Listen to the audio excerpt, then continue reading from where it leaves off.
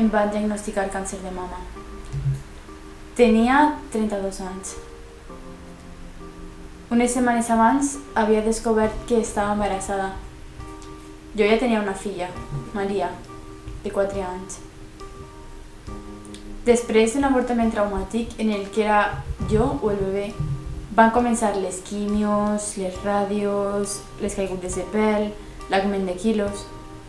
I llavors, en un primer moment, penses, i saps segur, que no sobreviuràs. I plores tot el que et queda dins.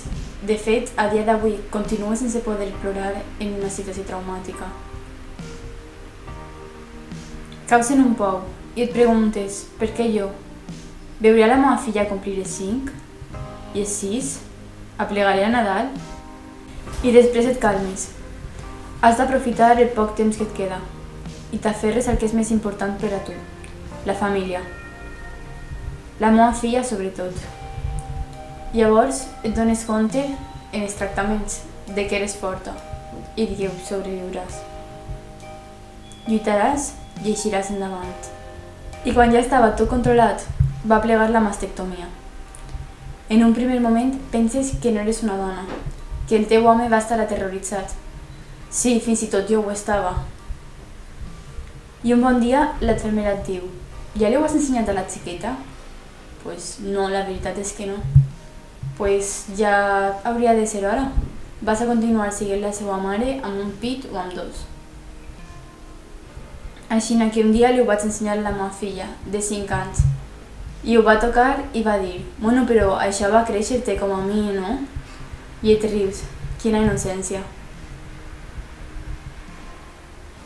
Després penses, què collons, estàs viva, a qui no li agrada que no mire. Jo en el meu cas vaig decidir prendre-m'ho com un any sabàtic, res de treball, m'apunté a pintar, restaurar, a ser mare a temps complet. Això els dies que em trobava bé. És un any d'alts i baixos emocionals. És com una roda que t'arrossega a tu, a la teva vida i a la teva família. Allò et marca per a sempre. No perquè et mires cada dia a l'espill i veges cicatrius, sinó psicològicament. És algo amb el que conviuràs tota la vida, com si fos de la teva família. Algo que va condicionar tot el que facis.